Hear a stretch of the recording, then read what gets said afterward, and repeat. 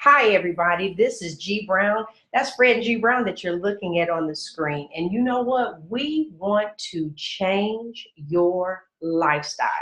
My husband's going to give you a scenario. We're going to talk about the benefits of a home-based business. Why is it why is it important in this economy to have a home-based business? So he's going to go over a few things and stuff with you. He's going to set up the scenario. So the next voice you hear will be Frederick Brown from Mr. Fred Brown. Go right ahead, honey. Hey, everybody. Thank you, baby. Thanks for the introduction. You welcome. Appreciate that. Love you. All right, guys. I'm so excited today. Let's talk a little bit about why it's important to have a home-based business. But let me give you a little bit about my background. I'm an executive vice president, Gold, with my econ. I am qualified to do taxes. I'm a TPIN, so I'm excited about getting ready to do taxes here. So I know a little bit about what I'm saying. Now, I do have a disclaimer. I'm not a CPA. I'm not an attorney, a licensed attorney. So what I'm telling you is information that I've been able to ascertain, put together for you to hopefully help you benefit from having a home-based business. So now let's, without further ado, let's go ahead and dive right into this thing. I created a scenario, and I have it outlined on the screen there. It's basically a family of 3 people. We're talking a husband and wife making a combined salary of $75,000. We're going to make some assumptions here. The assumption is they are living in the 1,700 square foot home that they're renting for $975 a month. It's a 3-bedroom home, and they've been able to allocate one of the rooms. And I just made an assumption the room is 10 foot by 15 foot, 150 square feet. For offices. This is where they set up the computer, the desk to run their business, keep all their records and inventory, what have you. I also made another assumption is that their combined W-2 withheld taxes from last year was $8,250 combined. Now, with all that being said, and one last thing, I also wanted to throw in there that they generally drive 20,000 miles per year on their car, put 20,000 miles per year on their car, whether it's work, vacation, what have you. So these are the things that they do anyway. This is almost like it's a normal family. It's a normal family. Yep. Absolutely. Absolutely. So let's dive right in. The first scenario that I want to create is we want to look at this. I'm going to pull up some tax forms. A 1040, and it's not meant to show you how to do taxes, but I want to show you these are real numbers, these are real life people, and I want to show you how or what a tax person would do when they fill out these forms. So we're going to do 2 scenarios. One is without the home-based business first, and see what that tax liability is, and then we'll look at adding a home-based business and see what the significant improvement is. Okay. All right. So without further ado, let's go ahead and jump right in. Go here. All right, so in this scenario, this is basic 1040 form that we fill out, of course, 2017. So you fill out your header information at the top, filing status, yourself, and I said they have a child. So if we look over here, line 6D, which is going to be significant a little bit, that's where they have 3 exemptions, the husband, wife, and the child. Now, I said the combined salary was $75,000. That's what goes on line 7. So we see that here, $75,000. Now, we're going to keep this simple. We're not going to assume that there's any capital gains or IRA distributions. We're just going to keep this simple because what we're looking at is the significance of having it and not the home-based business, that is. All right, so line 22 carries on down from 7. It's $75,000. No adjustments to income. So that $75,000 gets transferred to page 2, line 38. Now, this is where we started doing some of the math. Now, I said that they rented, so that means they didn't itemize deductions last year. They used a standard deduction. If you see over the left-hand column, these are your standard deduction criteria, depending on your filing status. And for a married couple filing jointly, we see over here in the bottom left-hand corner, that's $12,600. That's what goes on line 40 in this particular situation. So the $12,600 is subtracted from the 75, you get $62,400 on line 41. And then the next thing you do on line 42 is you multiply 4,050, which is your standard exemption per individual that you're claiming for exemptions. And in our case, we got 3. We had 3. We had 3 from line 60, right, which is what I showed you. So 3 times 4 1,050 is 12,150. That's what goes on line 42. When you do that math as well, subtract that from 6240, you get 50,250. Now, believe it or not, this is your taxable income based on $75,000 with 3 exemptions. You will pay taxes on $50,250. Well, what I've done is I've gone to the tax table. I looked up what would the tax be for a couple filing jointly with that salary. And it comes out to be $6,606. Again, keeping everything simple, no alternative minimum tax, none of that stuff. That goes on down to line 63. Line 64 is where the federal income tax that was withheld is put in. What they took out of our check. What they took out of your check. Right. So this is the $8,250 I was telling you about. Right. Right. So basically, you subtract, you take the difference between your tax liability, $6,606, minus what they took out of your check. You come up with a refund because they actually took out more than what you're liable for. So you have a refund of $1,644. So wait a minute. They gave me back my money. They gave you back your money. Okay. $1,644. Guess what? Let me show you how to get more. All right. Let me show you how to get more. All right. So we're going to use the same situation. Husband and wife, same scenario. This time, you can go. I've created another 1040, same situation. 3 exemptions. Now, I want you to look at something. Line 7, we have the $75,000 from the combined income.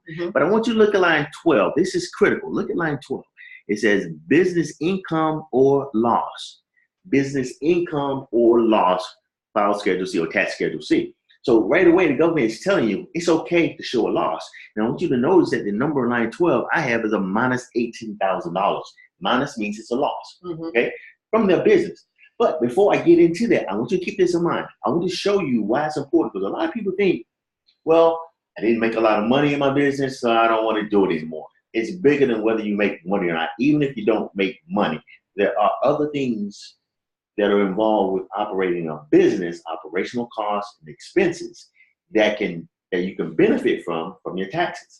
Let me ask this, because the government says you just need to make an attempt. Make an attempt.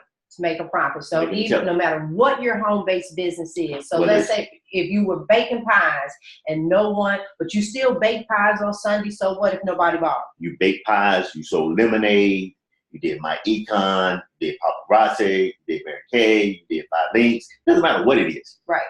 You just made an attempt. So passing out business cards, different things like attempt. Okay. Absolutely. All right. So let's skip ahead a little bit. We're gonna come back here, and I'm gonna show you where this $18,000 came from. Okay. So I create a scenario, but I want get my mind right. Get your mind right. Get your mind right. But here's what I want to do. I want you to take a look at a little 3-minute clip that we found on YouTube, and it was amazing to me. I want you to think about when you were a kid, or you even seen kids maybe on the corner trying to sell lemonade, 25 cents at Walmart, trying to sell little cookies or what have you. So let's look at what's really involved. Now think about this: 25-cent lemonade. Can you make a lot of money? You think? You got a lot of money? No. Now for a kid, maybe make $5, $10 for the day, right? But it's bigger than that. Whether you make money or not, it's bigger than that. That's what this is all about. So let me show you a bigger picture. All right, hang on tight. Watch this real quick. Thank you for watching the Entrepreneur Tax Training Series. This video is entitled Small Business Tax Deductions. To help you understand the deductions available to you as a business owner, we'll use the most basic of business ventures as a model, a lemonade stand. To start, let's clarify what business deductions are. Business deductions are no more than the company's expenses. Generally speaking, you will pay taxes on your company's profit, not revenue. So if you make $10 and have expenses of $4, you will only owe taxes on $6. Hold on for a minute. I want you to think about this. Look at this.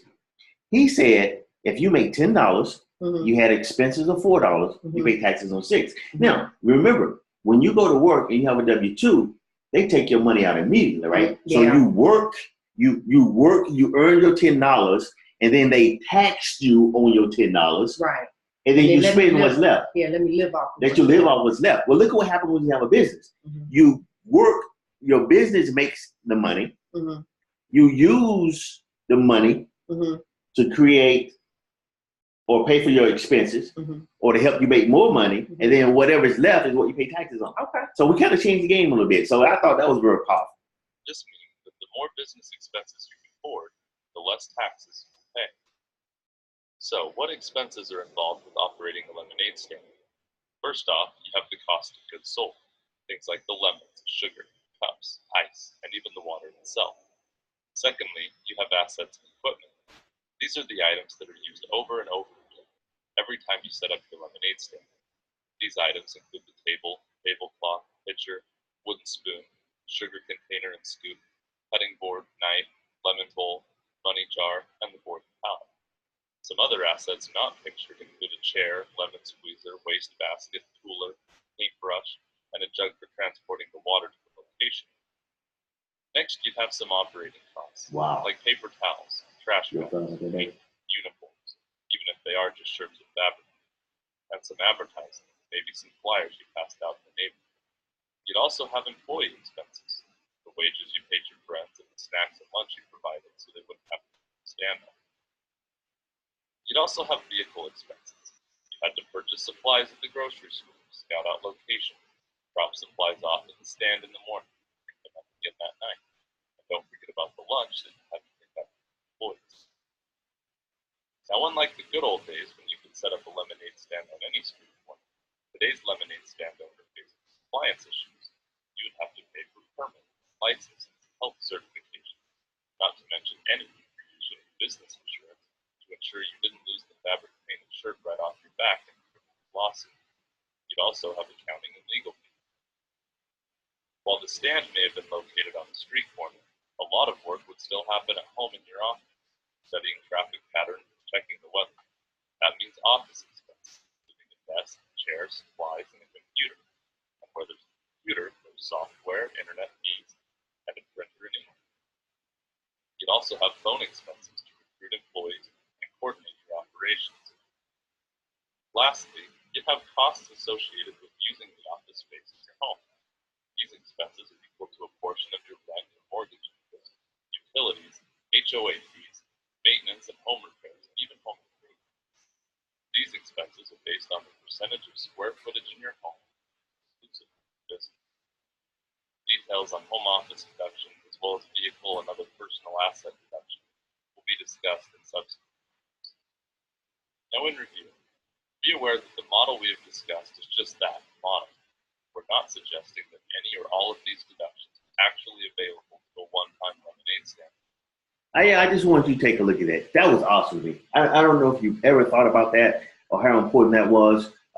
This really shows you how important it is when you're operating a business. Those other things that are involved with the continued success of the business. You know, that's what it's all about. You know, so we get discouraged at times if we are not making a sale, right? Right. But it's bigger than that. Yeah. There's a bigger picture here. And that's what I hope you're able to ascertain from what we just showed you. So now let's go ahead and move forward. So I think you can see now where I'm going with it. So now when I get back over here to the schedule 1040, when I get back over here and I show you this $18,000 expense. Now, I want you to see where we got this from. Now, what I've done is I've taken the liberty and I've created a spreadsheet. And from this spreadsheet, I've sort of pre-filled it, but I've extracted the expenses that the guy was just talking about. I extracted some of those expenses from the Schedule C, all right, the profit and sharing, which I'm not showing here.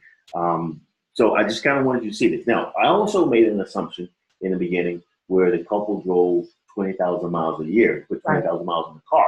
Now, let's just assume that at least 75% of that overall mileage we can justify as business. As the guy said, you got the business, whether you're promoting your business, scouting, passing out business cards, going places. So we're just going to make the assumption you use 75% of those miles and those business related. So that's just really changing your mindset. Changing your mindset. So you're out working your business, just sharing it, whether it's business cards, different things like that. You just don't have to be at the store and pick up a few items.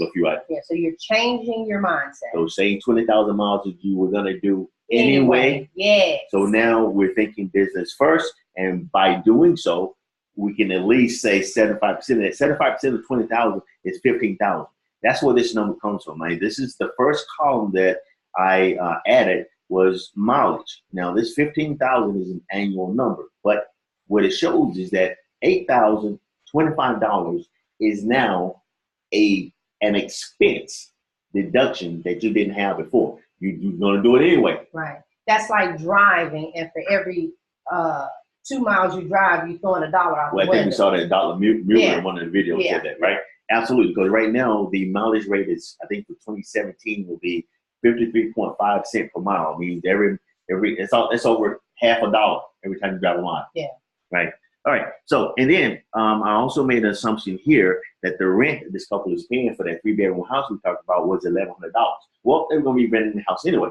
Mm-hmm. You know, 1,100 times 12, that's over $12,000 a year that they're going to pay in rent anyway. Now, because they got a home-based business and they've allocated that small room I was just telling you about, 10-foot by 15-foot room, Mm-hmm. now they have a $1,188 deduction. Now that's based on a 9% allocation. This is what I did in the beginning, and I showed you that. Now you might say, well, that's not a lot. No, it's not a lot. But let me tell you, anything is better than zero. Mm-hmm. See, before, without a home-based business, your number is zero. You can deduct none of it. So whether you got a 150 square foot space to allocate is irrelevant. Whatever you got is greater than zero. Correct. So that's what we have to keep that in mind, changing that mindset. But let me ask this. Sure. But you're just allocating one room. But what if I'm utilizing more? He has an office and I have an office. Well, it's a good point. Yes, you can. As long as it's necessary and reasonable, what the IRS says. Those are two critical key words that they use in their documentation. When you go to irs.gov, they use that quite a bit when talking about a business. Necessary and reasonable. As long as it's necessary and reasonable, you can do so. So maybe you got a room where you got a desk and that's where you take care of all your financial aspects of it. Maybe you got another room is where you store your product or your inventory, right? Maybe you got another space you might be able to use to do something else, whether it's related, if you can make sure that it's related to the business, necessary and reasonable for that business that you're conducting, then yeah, you can do that. Yeah. So that number would actually be greater. Could be greater. Okay. All right, so we'll just go on. I just added a few things in here. I know for burglar alarm system, I wanted you to see that these are real numbers. These are not numbers that I'm making up. And these are things that you would normally do anyway. All right, so burglar alarm system, I've seen the ADT do $29.99. Then we got electric. I got 120. Now here's the key: cell phone. Let's talk about this for a second. Notice I got 90% here. Now here's the key. I think we all have cell phones. Now I think I use a modest number, $125. Some people are paying a lot more than $125 a month for their cell phone. They're gonna do that anyway, right? Well, I mean, they're gonna be spending anywhere. This is over $1,400 a year they're spending on their cell phone. Some people pay even more, right? But listen to this. If you have a home-based line, a landline in your home, you can justifiably say to the IRS that your cell phone usage is 100% business, right? So you can get away with it. They can't argue with that. But if you don't have a home-based line, it's kind of hard to justify and say that my cell phone is now 100% business, right? So thus the reason I have 90% allocation. Right. All right. But look, that's $1,300. That's $1,350. That's matching your rent. Absolutely. Actually, even more. Absolutely. Okay. Which you're going to do anyway. Right. So I just do some other stuff in here. Internet cable, I got that in there. Because you need the internet. You got to have internet. Most of your home-based businesses now are web-based businesses, right? So you got to have the internet. Now, unfortunately, these things are kind of bundled now with some of these providers or these carriers. But if we can break this thing out, because IRS is not going to let you pay for it. They're not going to let you claim HBO, Showtime, that kind of stuff. But internet for sure, okay? So let's keep going. I just do a few other things in here. Oh, meals and entertainment. I got $100 a month. I need you to think about this. Because I need you to change your mindset. Now, meals and entertainment is only a 50% deduction. But remember, we're gonna eat anyway, right? We're going out anyway, right? Yeah. We're not making a special trip. Turn those into business meetings. But before you go out to eat, what we're gonna do first, we're gonna work our business. That's right. And we just happen to stop and get something to eat. It doesn't matter where it is, right? So let's say you got a product that you're selling. Right, your paparazzi or your Mary Kay or your whatever. You got some lipstick or you got some jewelry, whatever. We go sit down in the restaurant. How about just put up a little display right down the desk, right, while we're eating, or put a sign there that says, "Ask me how, ask me what, ask me anything." There right? All you're doing is piquing interest, but you're promoting your business, right? So we change our mindset. We go ahead and have our meal. Now our meal is tax deductible. Right? So it's all about changing how you think and how you do things, right? So let's keep going. Inventory. All right, I know. Now, inventory. Here's the thing. I know Paparazzi has inventory, right? That's a cost of goods when you're doing your taxes. I know Mary Kay has inventory. That's a cost of goods. You got product you got to buy. You buy wholesale and you sell it at retail, right? But my econ doesn't have inventory. So those of you that are my econ, you wouldn't have anything there, right? But other businesses may, all right? So even though you got to purchase that inventory and you look here, you know, you could say that's quite a bit of money. Well, you cover that money once you sell that product, right? Yeah. Right. So that comes in a little bit later. Not only that, like in our case, we have 2 separate businesses. Right. So yeah, that's a win-win. So win-win. Two Schedule C. Yes. All right. So going down supplies, we know that is. Now let me throw this one in. Children as employees, I got $260 here a month. Now you go up to as much as 5. Well, possibly. Now, what this number is, what the government says is that the first $6,300 prior years, typically goes up every year. That money is exempt from taxes if you're a single person. So that means that the government says that if your child is in between the age of 7 and 17, you can hire your child. If you pay them under that standard deduction, then they don't have to file taxes and you don't have to pay taxes because they're a minor and they're your children.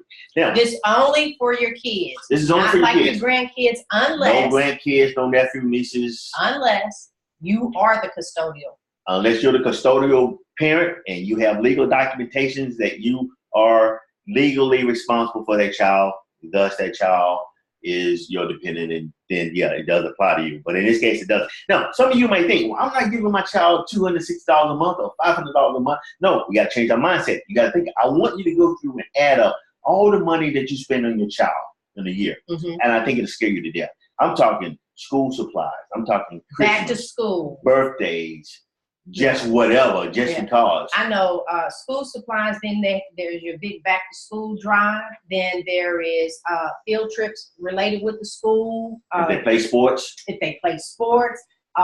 They're getting glasses, any of those things. Because some stuff your insurance does cover, but then there's always that extra. Always that extra.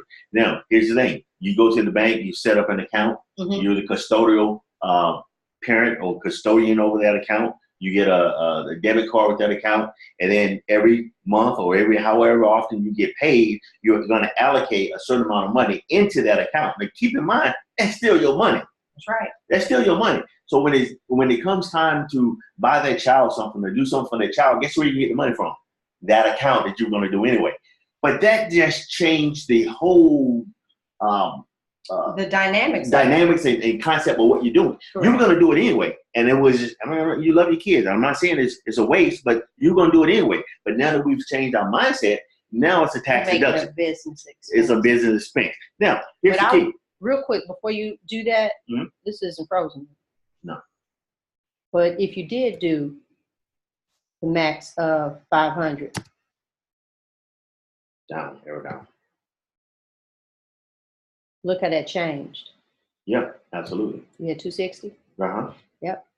Now I put 260 in because I wanted to match, because I kind of started backwards where I actually showed you the Schedule C, and I showed you what the expenses were. I just want them to know that you can go up to 500. You can go up to 500, a little bit more. This year, a little bit more. So now here's our number. Now, normally when I do this scenario, I say, let's just assume that we didn't make a lot of money in the business. And normally when we do this, we see that becomes the discouraging part of a person.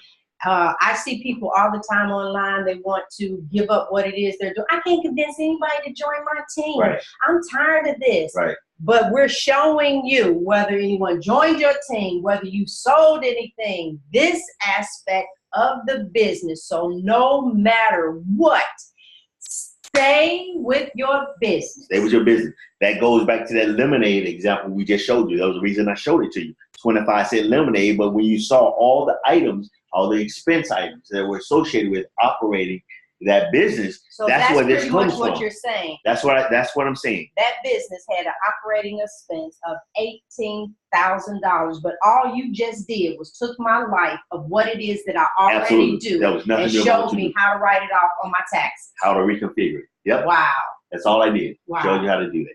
Now, but you got to keep in mind, you know, the IRS says you got to be able to prove that you've done this. Now, we can get in and talk about that a little bit later, because that brings up something else called a cash flow manager, which is keeping good documentation for being able to prove that this is you're operating your business. So so an example would be, I can write down this mileage, but what's my proof? The proof is, a lot of times, even when you work certain companies, there is a mileage log. Yep. And that's the proof that you actually did those miles. Right. So documentation is the key, pretty much. Documentation is key. So your business cards, your flyers, documentation is the key. Documentation is the key. All right. You're buying these business cards, you're going out and distributing these business cards, you're identifying where you're going generically, another city, another whatever. You're recording the mileage. This is showing that you're actively working your business. So in other words, it's taking a few minutes of my time to do the documentation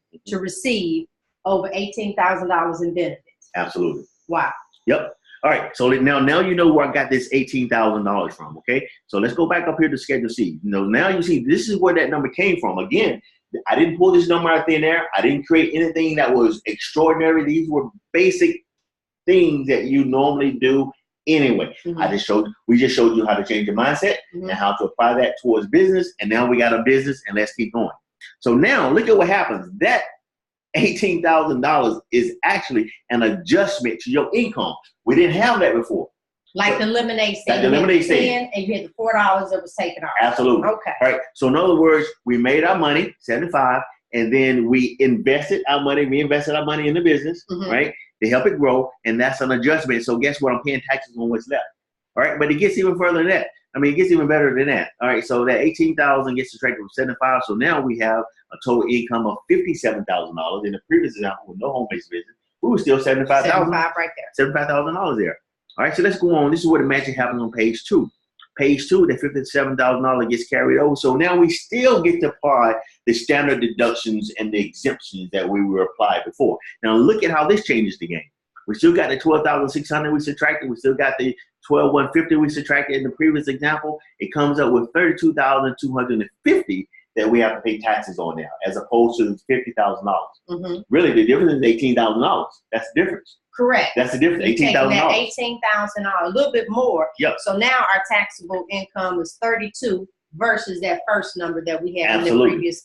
Wow. So that means our tax liability shown here on line 44 is $3,906 as opposed to the $6,000 in the previous example. What's my refund? Okay, we keep going down here. And they still took out the $8,250 for my check. But now we got a home-based business. And once we do the math, now my refund is $4,344. All right. Wow. That's our refund. That's the difference in having a home-based business and not.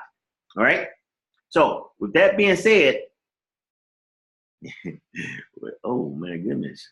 With that being said, this is what I want you to see. Without home-based business, we have a refund of $1,644, which is your money anyway, right? Mine anyway. Yours anyway. Now, with the home-based business, I look at our refund. Significant improvement, almost 3 times as much. But all you did was show me how to take my lifestyle and make it a tax deduction. That's it. Because in this conversation, you didn't tell me how many parties I needed to host, how many pieces of jewelry I needed to sell, how many faces I needed to do. You told me none of those things. And guess what else I didn't tell you? What? I still didn't tell you how to make money running your business. I just showed you how to save money. There you go. So if anything in this video reached you and you had your aha moment, then you're going to pause this, stop this, and you will immediately contact the person that sent you this video, and they can show you how to make a difference. It's about changing your lifestyle.